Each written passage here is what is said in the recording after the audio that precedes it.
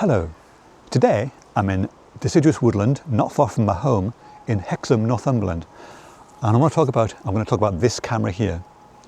This is my Olympus OM-1 and I've had it for more than a year now, and I think it's a fantastic camera. It's a micro four thirds camera.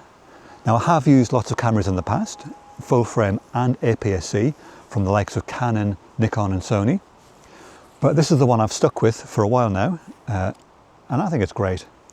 And in this video, I'm going to explain why I like it, one or two things that I'm not that keen on, but which aren't necessarily deal breakers, and whether it's any good for landscape photography. Spoilers, it is. But I'm going to go for a walk now. I'm going to explore this woodland. I'm going to go up this path here, see what autumnal colour there is. Hopefully there is some that hasn't been blown off yet. But yeah, so join me on today's video and I'll see you at the next location.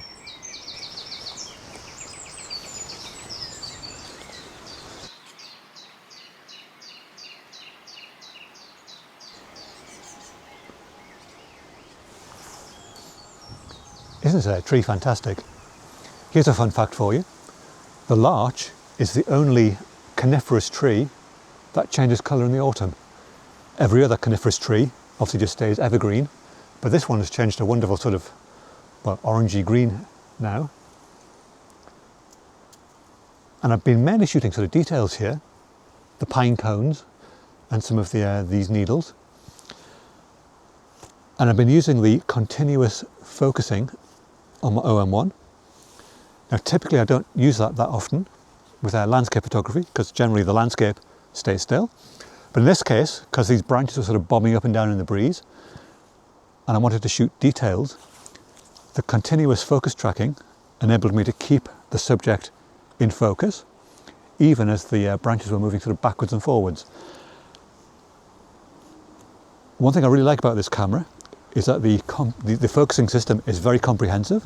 You can have very, very accurate focusing, very pinpoint accurate, or you can spread it out, so you're shooting an area, or even the entire scene, and typically the camera would then pick whatever was closest to the camera and keep that in focus.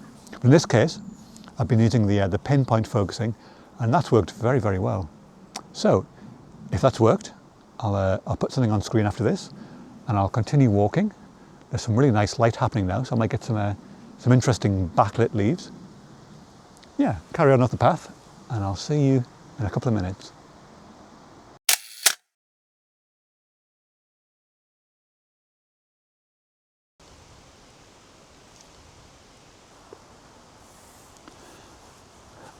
Another great thing about the OM-1 is that it's very, very customizable.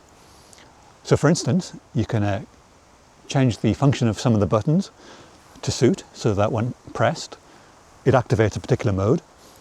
So for example, I have the record button set to be high-res shot mode, which is essentially when the camera shoots a sequence of images and then squishes them together to create a high-res photograph, which is about 80 megapixels compared to a standard 20. And I must admit, I don't use it as often as you'd think, largely because it can't cope with movement that well. And landscape quite often does have a lot of movement. So for example, if I take you off the tripod, and I'll be careful not to drop you, this is what I'm shooting. And because the wind's sort of blowing through the trees, there is a lot of movement, and high-res mode couldn't cope with that. The menu system on the camera is also much improved compared to previous Olympus models, which it has to be said were a bit of a mess, but the new one is on par with anything by Canon or Nikon. And I have it set, and again, if you will excuse me, I'll take you back off the camera. Pop the menu on, and I have my menu set with the functions that I use most often, and just by pressing menu, I can quickly get to those.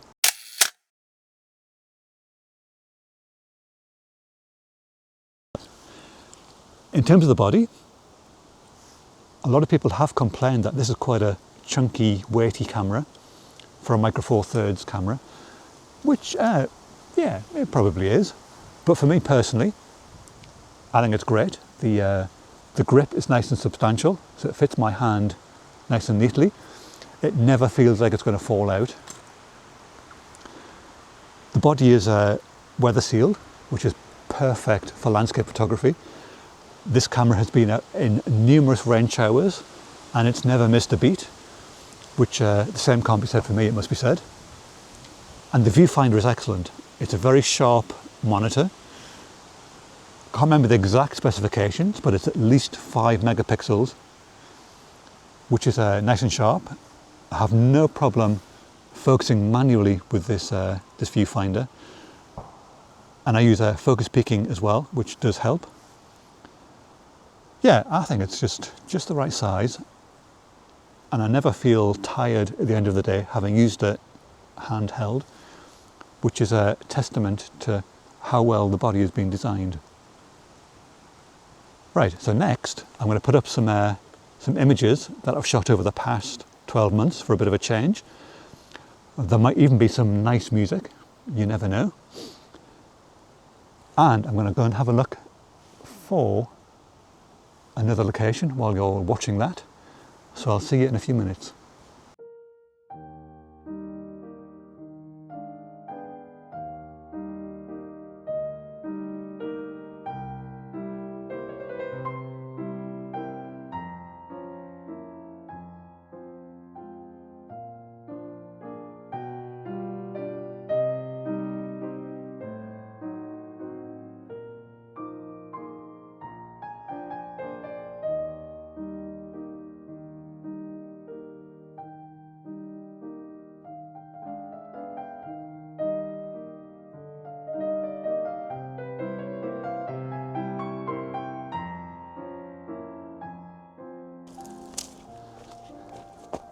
Image quality.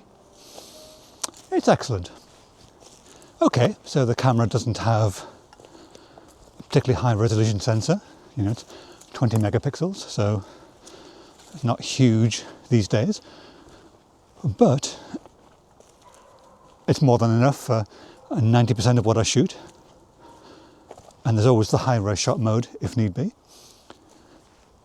The dynamic range can't match the latest full frame sensors, but again, I don't think that matters too much.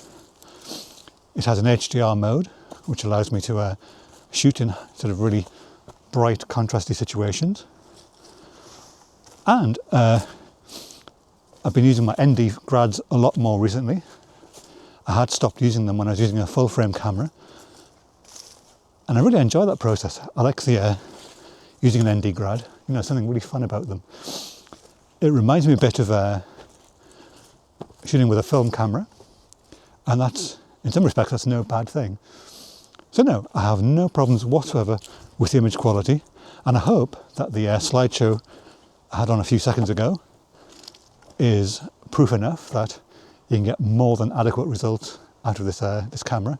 So no, for landscape photography, the image quality is perfect.